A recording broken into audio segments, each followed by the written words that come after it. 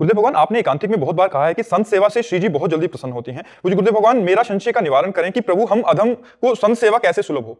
हाँ, प्रगट में मान लो हम शरीर सेवा नहीं कर पा रहे तो हमारे पास 4 रोटियां हैं, 1 रोटी हम संत के लिए निकाल लेते हैं।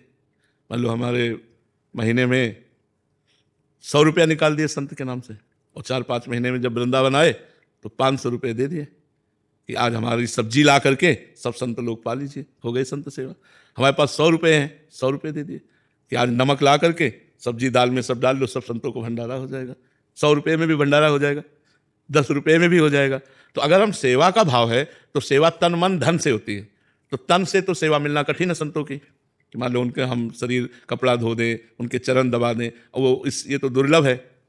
मन से हम सेवा कर सकते हैं और धन से कर सकते हैं। हमारे पास जितना है, 1 रुपये की भी सेवा हो सकती है कि हम 1 पैकेट में नमक 100 ग्राम 50 ग्राम ला के दाल सब्जी में डाल दिया, सब संतों की हो गई। तो मन और धन, इनसे तो सेवा हो ही सकती है। मन से हम सेवा कर सकते हैं, धन से सेवा कर सकते हैं। और रही तन की सेवा, कभी सौभाग्य मिले वो आदेश कर दें कोई, भाई आप यहाँ झाड़ू लगा दीजिए, आप यहाँ पोछा लगा दीजिए, या कुछ ऐसा कभी कोई, तो फिर वो सेवा बन जाती है। तन मन धन 3 से सेवा होती है। सब कोई कर सकता है, सब कोई कर सकता है, कोई ऐसा नहीं। आप फालतू के पैसा खर्चा करना बंद करो इधर उधर के। मान लो 100 रुपये आपके बचे, गाय की गौशाला में चले गए, हरी घास 100 रुपया की डाल दी, बन गई सेवा। गौ सेवा, संत सेवा, बीमार की सेवा, इन सबसे भगवान की प्रसन्नता प्राप्त होती है। तो संत सेवा में ऐसा भी किया जाता है, और संत सेवा से भगवान बहुत जल्दी प्रसन्न होते हैं।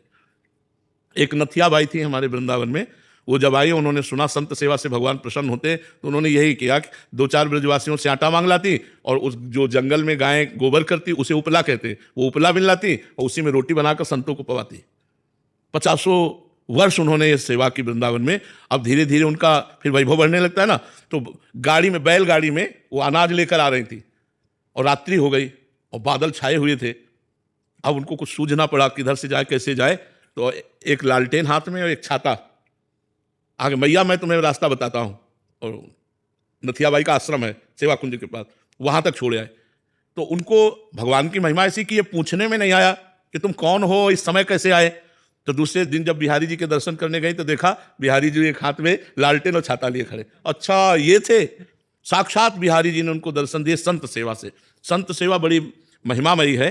तो हम मन से और धन से बन जाए तो जितना बन जाए हमें संत सेवा कर लेना चाहिए। और तन से कभी आज्ञा हो जाए कि कोई सेवा की आज्ञा कर दें तो फिर क्या कहना है, तन मन धन 3 से सेवा होती है। तो हम मन से, अगर धन नहीं तो मन से भी कर सकते हैं। मान लो हम मन से किसी संत के चरण दबा रहे, मन से हम सुंदर भोग उनको पवा रहे, अपने हाथ से पवा रहे, जैसे माँ पवा रही, मन से भी सेवा की जा सकती है और धन से भी और तन से भी। महाराज जी